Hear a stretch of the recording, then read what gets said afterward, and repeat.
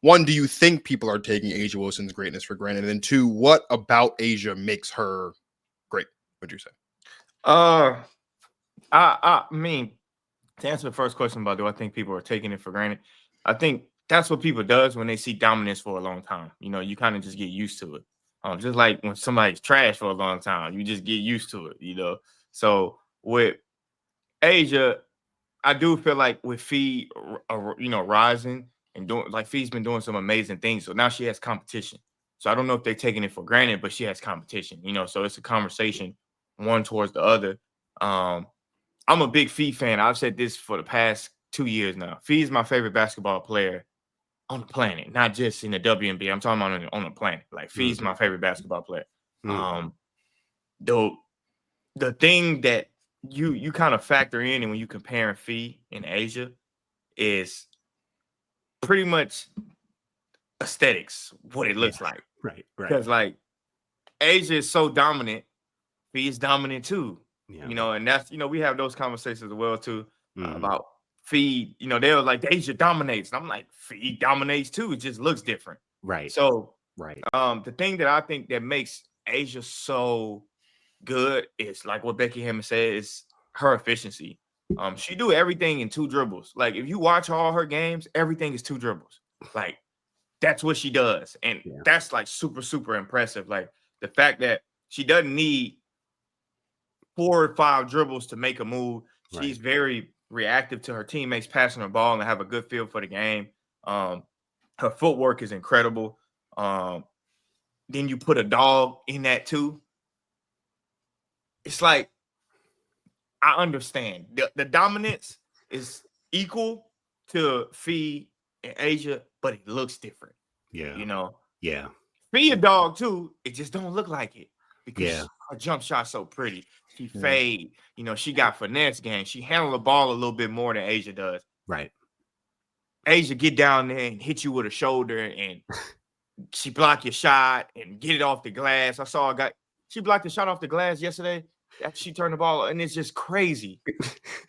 Like Asia, I 100% agree.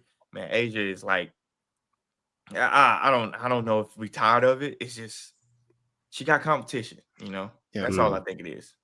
And I was sitting here thinking the other day, and the Asia and the Fee thing, it almost kind of in a way reminds me of the LeBron KD thing from a couple years ago. Yeah. Right. Like they're both really, really good. And like you said, Jordan, they do it in their own way. Like Asia is more of the LeBron. Like there's a lot more force behind their dominance, right? Like when we think about the word dominant, most people think about like the force, right? You're thinking about like a LeBron or like a Shaq, right? Like Martin and I had the conversation maybe a year or so ago about who is the comparison for Asia Wilson on the NBA side. And originally he said Tim Duncan. And I was like, I hear you on the Tim Duncan point because he was talking about more like the fundamental aspect of it, like how simple it is.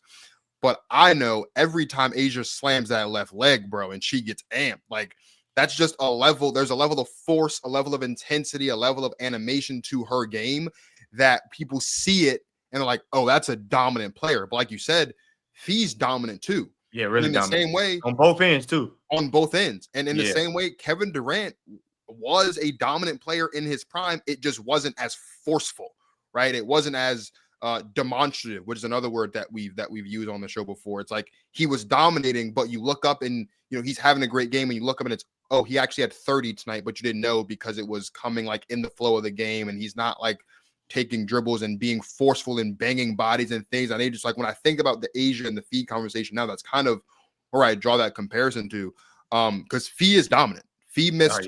What is it, 2 or 3 weeks? Came back, came back, dropped 30.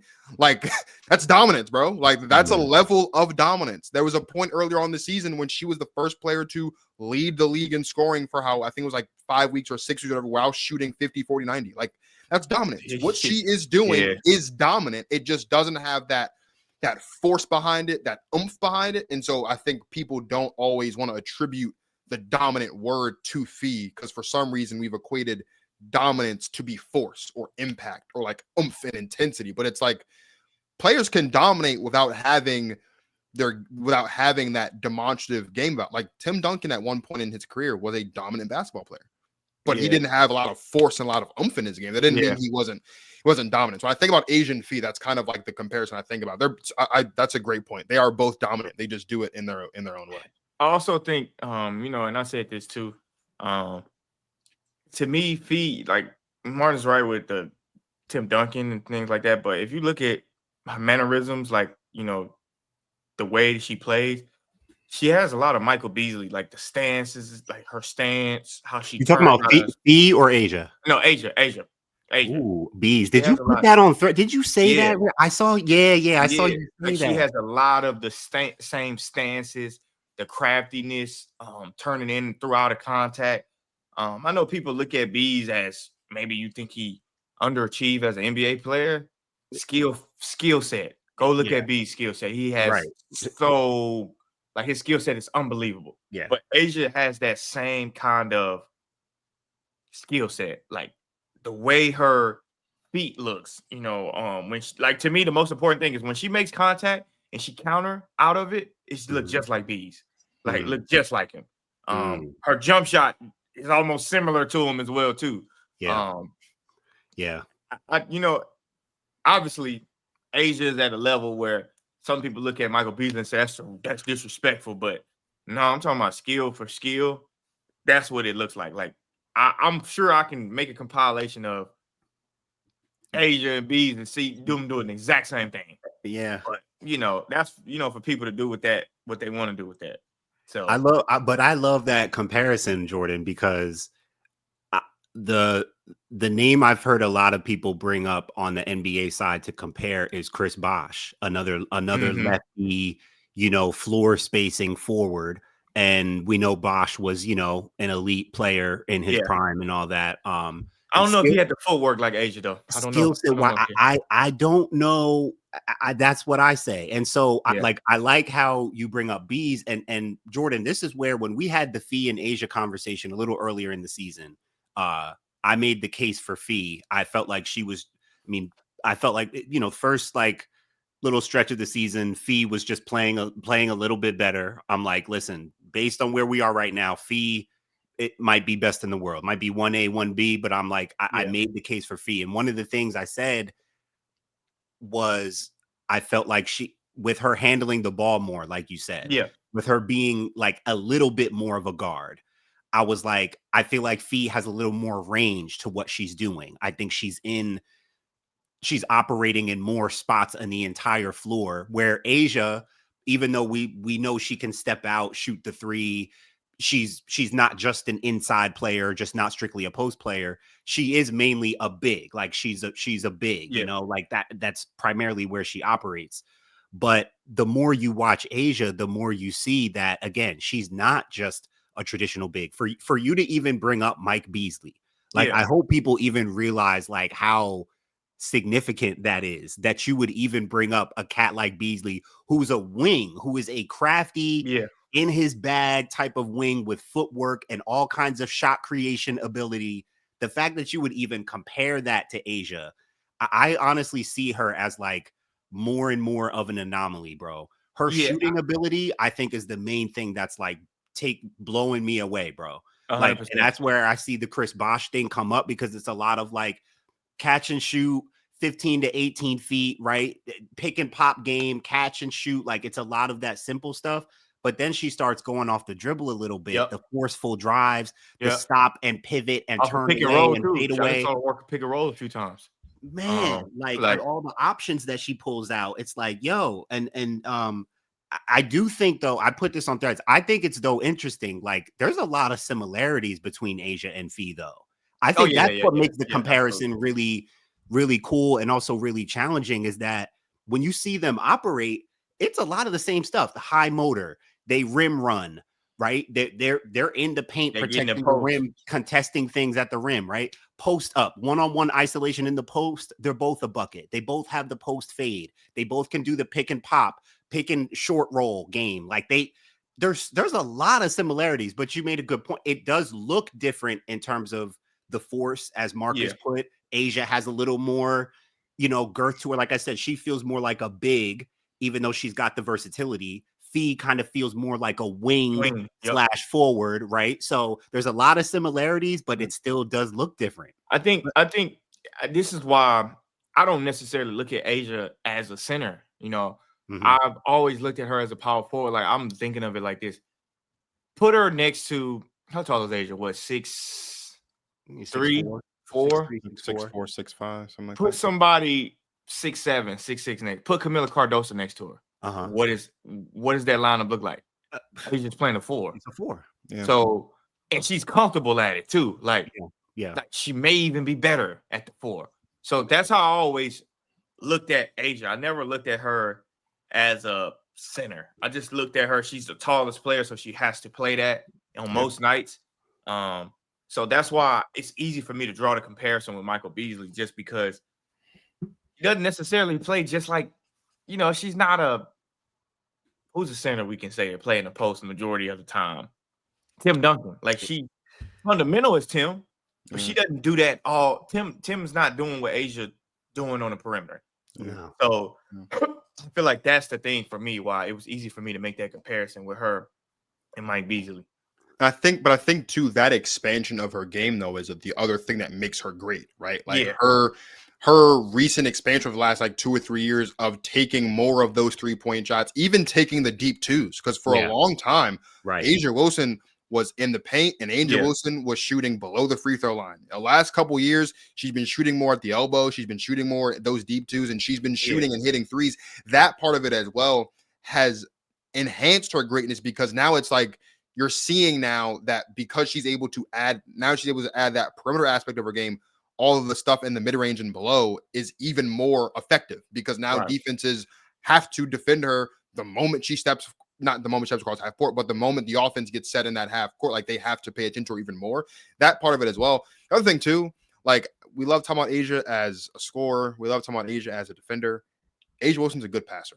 Oh, absolutely. She's a really good passer as well, out of the post. And I think that is, and that's not just, I think a part of that is because it's a product of the environment that she's in now under Becky Hammon, where, as Martin loves to talk about, Becky Hammon wants to see a ball popping offense. But like, that's another aspect of her game as well that I think makes her different from most other players we've seen at her position. And even some of the other players that we consider to be her peers, or like close to her in tiers that we're ranking players as well. Like, Asia can do a lot of things. And so I will say, I don't know if people are taking Asia Wilson's greatness for granted, but again, like you said, Jordan, like when she's doing it every single night, it's like, yeah, that's what she does now. It's almost like when LeBron was going to the finals every year for 10 years in a row. It's like, okay, like, this is what you expect. It's almost like, it's not, I don't want to say take for granted, but you almost forget that what they're doing on a nightly basis shouldn't be this easy.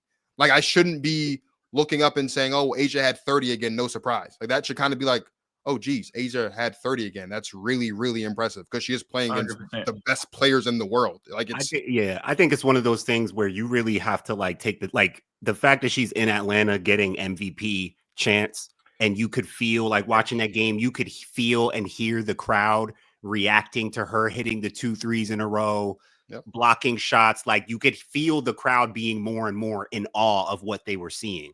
And like, Jordan, I think it's I think part of like the whole thing of people maybe taking her for granted or whatever, or just expecting it too much. It goes back to what you said. Like,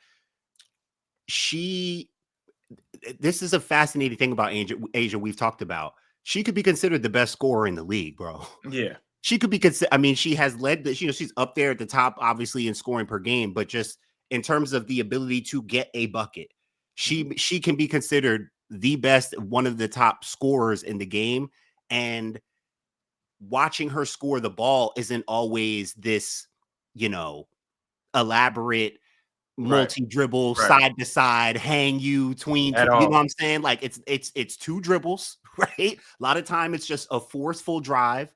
I think the thing we have to mention and point out too with her strength and her conditioning. Like, we had Chaz Franklin, WNBA coach, on the show a couple of times, and he's told us, like, yo, up close, Asia Wilson plays like she's playing for a spot, like she's competing for a spot.